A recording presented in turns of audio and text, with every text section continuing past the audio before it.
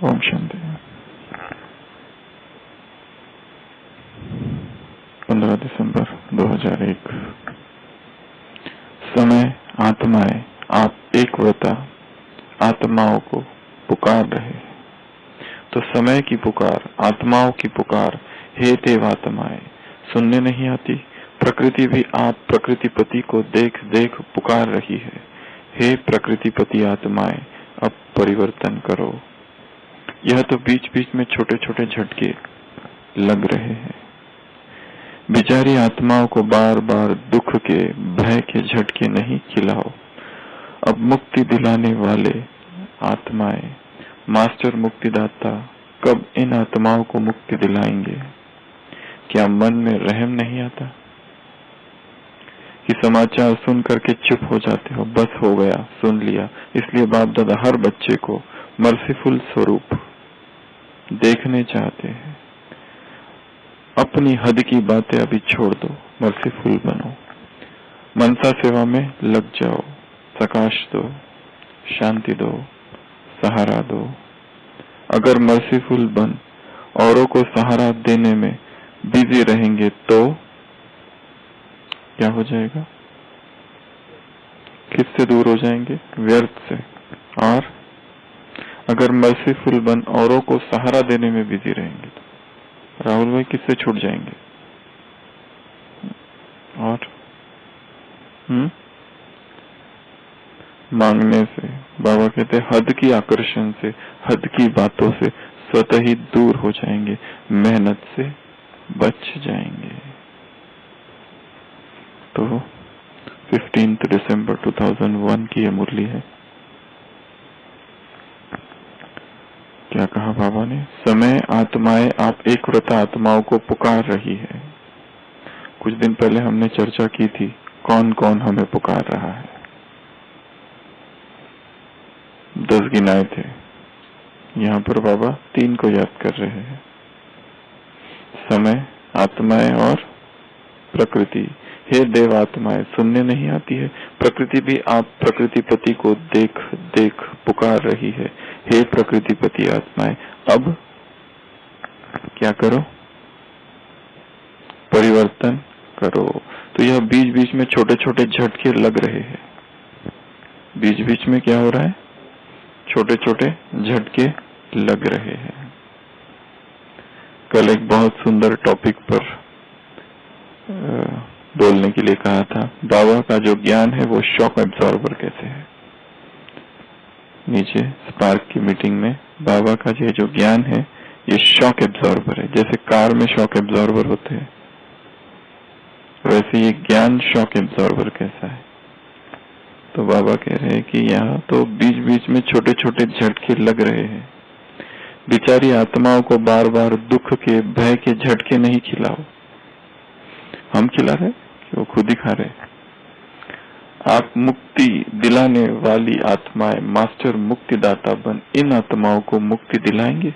क्या मन में रहम नहीं आता कि समाचार सुन लिया चुप हो जाते हो? बस हो गया, सुन लिया। इसलिए बाप दादा हर बच्चे को मर्सीफुल स्वरूप देखना चाहते हैं। अपनी हद की बातें अभी छोड़ दो। क्या बनो? मर्सीफुल बनो, मनसा सेवा में लग जाओ, प्रकाश दो, शांति दो, सहारा दो। अगर मर्सीफुल बन औरों को सहारा देने में बिजी रहेंगे तो क्या हो जाएगा? हद की आकर्षण से, हद की बातों से स्वतः दूर हो जाएंगे, मेहनत से बच जाएंगे। तो बाबा कह रहे हैं क्या? पुकार सुनो। किन की पुकार सुनो? आत्माओं की, प्रकृति की, समय की, अपने संपूर्ण स्वरूप की, एडवांस पार्टी की आत्माओं की, बाप दादा की, मधुबन तपस्या भूमि की, और अंतःकरण की, और किसकी पुकार सुनो? काल की, काल, समय, ऐसी 10 बातें हैं। इस पर एक कमेंट्री बनाई जा सकती है। कौन बनाएगा? कृष्णा माता। कि मैं आत्मा बीच में हूँ और 10 दिशाएं है, 10 दिशाओं का गायन है। 10 दिशाओं में ये एक एक चीज खड़ी है और मुझे पुकार रही है और मुझसे क्या बात कर रही है।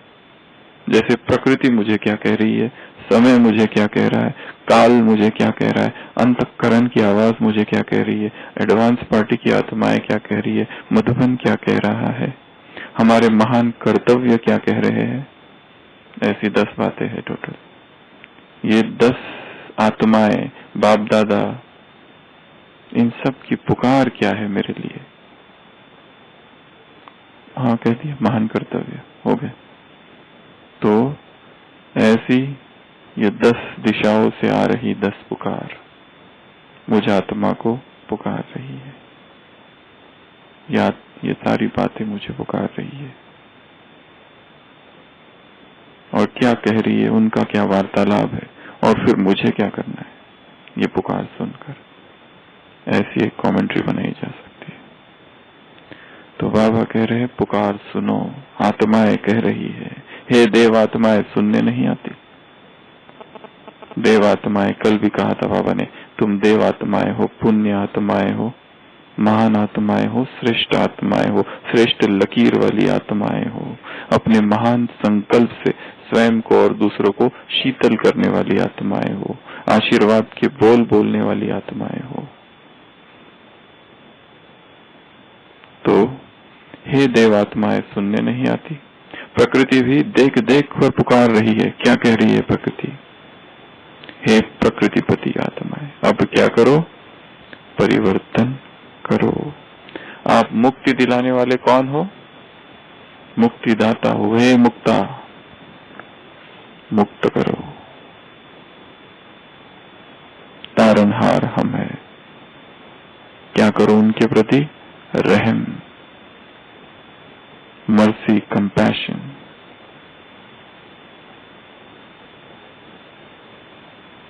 रहम दिल बनो आत्माओं के प्रति, मर्सीफुल बनो। मर्सी कह रहे हैं ना बाबा, मर्सीफुल। ये जो झटके है ये सुनकर रहम नहीं आता। समाचार सुन करके चुप हो जाते हो, बस हो गया, सुन लिया। परंतु बाप दादा क्या देखना चाहते हैं? मर्सीफुल स्वरूप। हद की बातें छोड़ो और क्या करो? मर्सीफुल। मर्सी अर्थात रहम, रहमत। मर्सी अर्थात कृपा, अनुकंपा,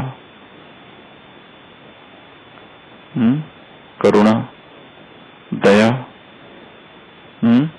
सहानुभूति, सिंपैथी, समानुभूति, एम्पैथी। अलग अलग अलग अलग शब्द जुड़े हैं।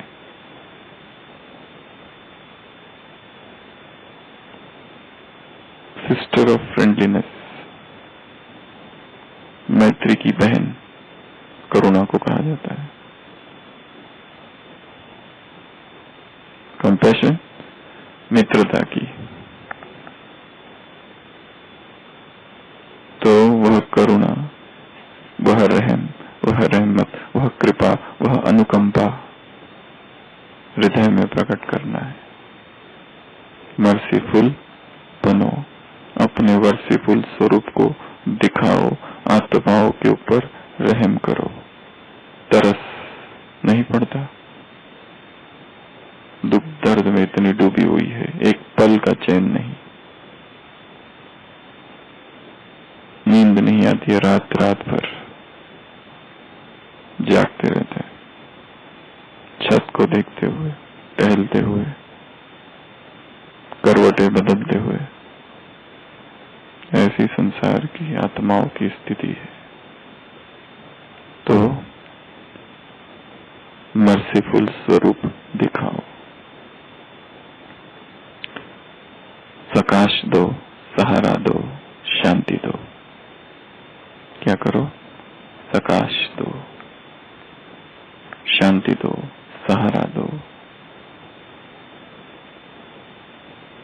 प्रकाश शब्द जो है वो पहली बार कब आया और कहाँ आया? क्या किसी साकार मुरली में प्रकाश शब्द है? किस समय आया? ब्रह्मा बाबा के समय में आया कि बाद में आया? 1968 मार्च। बॉम्बे में कौन था? विश्व किशोर भाऊ एडमिट थे, तबीयत खराब थी। पूना में थे फिर बाद में थोड़ा समय। तब से बाबा ने सकाश शब्द का प्रयोग किया था। वो मुरलियों में तो नहीं आया तब, वो तो अव्यक्त में आया, परंतु आया भी होगा शायद पत्रों में बाबा के, सकाश दो सकाश दो। बाबा योग कर रहे हैं रात रात जागकर 1968 में।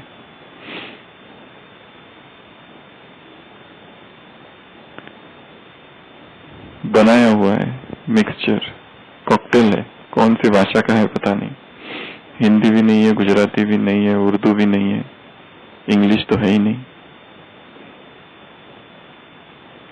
वो जो सूर्य है उसके प्रकाश, उसको प्रकाश कहते हैं, उसकी किरणों को। ज्ञान सागर की किरणें जो है उसको सकाश कहते हैं। इस सूर्य की किरणों को प्रकाश, उस सूर्य की किरण को सकाश। तो सकाश दो, सहारा दो, शांति दो, रहम करो, मर्सीफुल स्वरूप प्रकट करो, पुकार सुनो आत्माओं की। तो आज चर्चा करते हैं मर्सीफुल स्वरूप पर।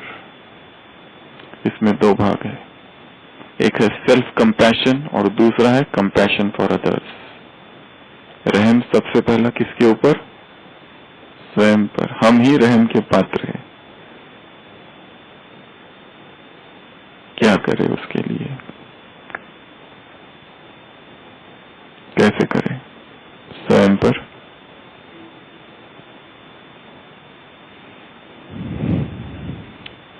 और कुछ दूसरी बातें, कैसे रहम करें स्वयं पर।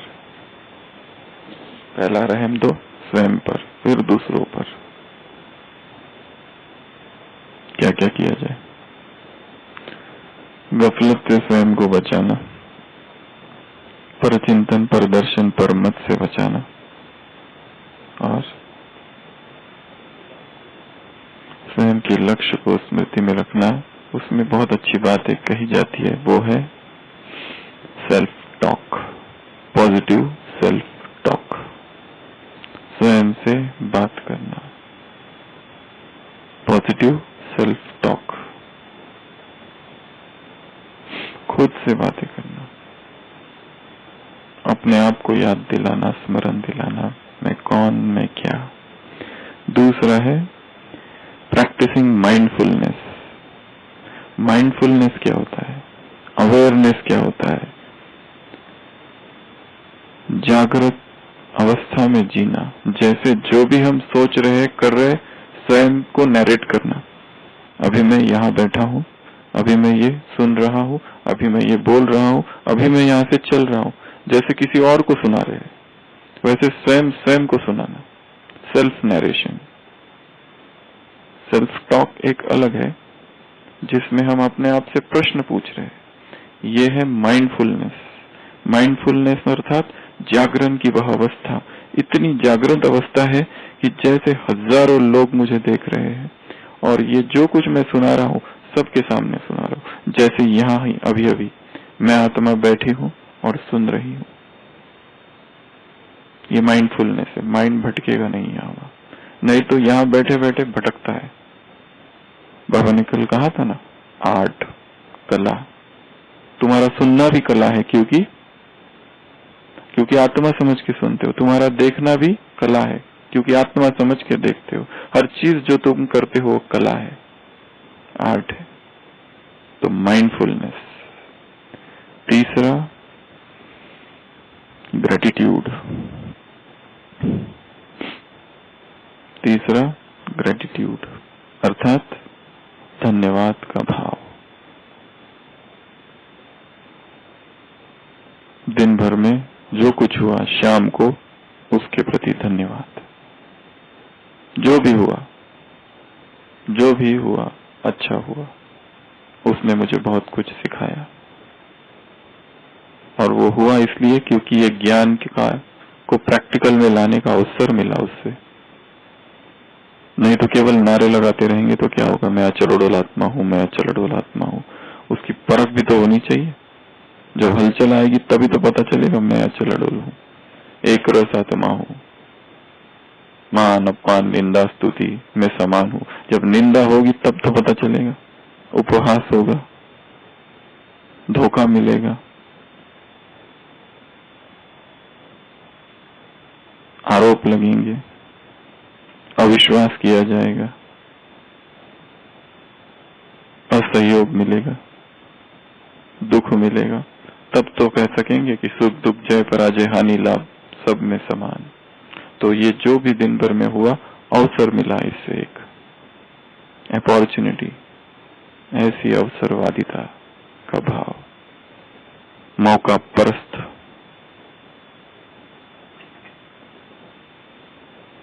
तो धन्यवाद। चौथा, सेल्फ फॉरगिविंग, खुद को माफ करना। नहीं तो वो पश्चाताप, हर एक व्यक्ति जीवन में कहीं ना कहीं अशेम्ड है, शर्मसार है कहीं ना कहीं। ये नहीं करना चाहिए था, कर दिया। ये होना नहीं चाहिए था, हो गया। और उसी पश्चाताप के वो भाव से पीड़ित है, ग्रसित है। एक बहुत बड़ा पत्थर छाती पर रखा है।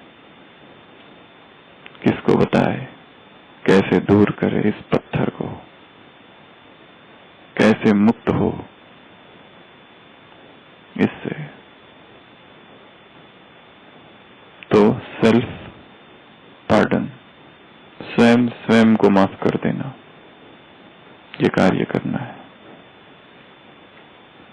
माइंडफुलनेस पहला, दूसरा ग्रेटिट्यूड, तीसरा पॉजिटिव सेल्फ टॉक, चौथा सेल्फ फॉरगिवनेस,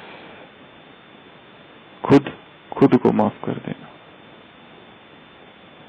फिर बहुत सारी और चीजें बताती है, जैसे एक्सरसाइज, ड्रिल से स्वयं को शक्तिशाली बनाना है। Physical also, spiritual also, mental also. हर प्रकार की ड्रिल से जब आत्मा कमजोर होती है तो ये सारे भाव बहुत ज्यादा होता है। इसके लिए संगम युग का एक मुख्य लक्ष्य है कि आत्मा को शक्तिशाली बनाना, पावरफुल बनाना। उसके लिए ड्रिल की आवश्यकता है। आत्मा की जो मसल्स है, बाइसेप्स ऑफ द सोल, उसको शक्तिशाली बनाना है। जिम में जाना पड़ेगा, थोड़ा स्पिरिचुअल जिम में स्पिरिचुअल ड्रिल्स करनी पड़ेगी, तब ये सोल की जो मसल्स है, नहीं तो फ्लैबी हो जाती है, सुस्त ढीली हो जाती है, बैठे बैठे कोई एक्सरसाइज ही नहीं। एक्सरसाइज चाहिए आत्मा को, बार बार 500 रुपयों का अभ्यास, 300 रुपयों का अभ्यास, तब कहीं जाके ये आत्मा। और एक्सरसाइज किसी को भी करने को बोलो, पहले रिएक्शन होती है बाद में ठंड बहुत है, जिम नहीं है, कहाँ जाए, बहुत सारी बातें कहती है। एक्सरसाइज करने बोलो किसी को, वॉकिंग, जॉगिंग, मुश्किल से आत्मा ये सारी चीजें करती है, मोटिवेट नहीं हो पाती है सब चीजों के लिए। फिर कुछ सालों में जब बीमारी आ जाती है और डॉक्टर्स कहते हैं करो करो, तब कहीं जाके प्रकाश जागृत होता है कि करना चाहिए। तब तक बीमारी आ चुकी है। तो जैसे वो एक्सरसाइज शरीर के लिए जरूरी है, वैसे ही spiritual exercise, spiritual drill to strengthen the biceps of the soul. आत्मा की जो मसल्स है उनको शक्तिशाली बनाने के लिए एक्सरसाइज जरूरी है। तो ये है स्वयं पर रहम करना। अभी है दूसरा, दूसरों पर रहम कैसे करें। जब स्वयं को हमने जैसे शक्तिशाली बनाया, अब दूसरों को शक्तिशाली बनाना है। पालना करनी है आत्मा की ज्ञान और योग से, सारे विश्व की आत्माओं की, एक दो आत्माओं की नहीं, सकल जगत की पालना। विश्व भरन पालन कर जोई, ताके नाम राम अस होई। ऐसा राम हमें बनना है जो सकल विश्व की पालना करे।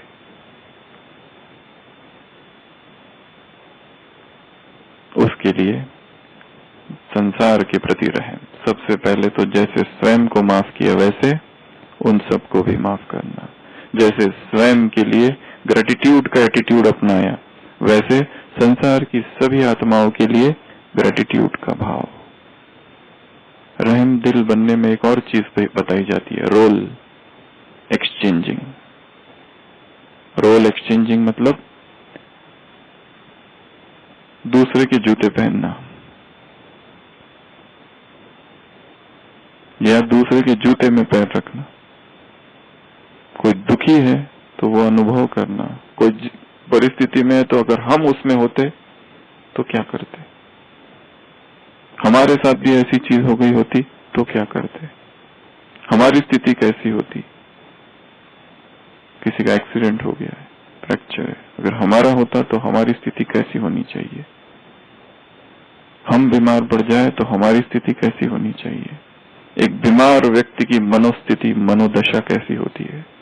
एक वह व्यक्ति जिस पर आपदा आ पड़ी है उसकी स्थिति कैसी होती है। एक वह व्यक्ति जिसके परिजनों ने देह त्याग कर दिया है उसकी स्थिति कैसी होती है।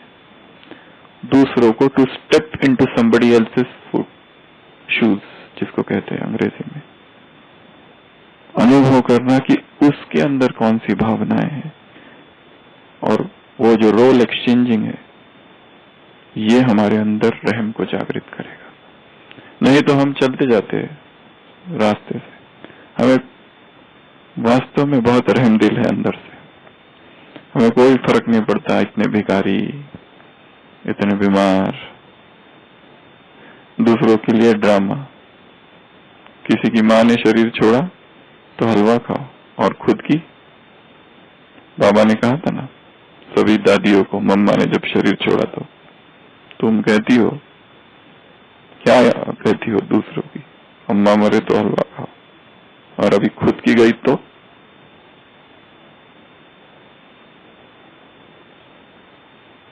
जिसको दर्द होता है बस वही दर्द को जानता है। He alone who is hurt knows the pain, Shakespeare ने कहीं कहा है। तो सहानुभूति नहीं, केवल सिंपैथी नहीं, एम्पैथी, समानुभूति, role exchanging, mercy, compassion, gratitude, ये केवल शब्द नहीं है परंतु उसमें उतरना है, समझना है क्या है। संसार की सभी आत्माओं को यह भावना की सब तीव्र पुरुषार्थी बन जाए, समय को पहचान ले, जैसे हम पुरुषार्थ कर रहे हैं वैसे ये सब भी करने लगे, ये अवेयरनेस आ जाए, ये माइंडफुलनेस आ जाए उनमें भी, तो संसार की सभी आत्माओं के प्रति कौन सा भाव, रहम का भाव। अच्छा, ओम शांति।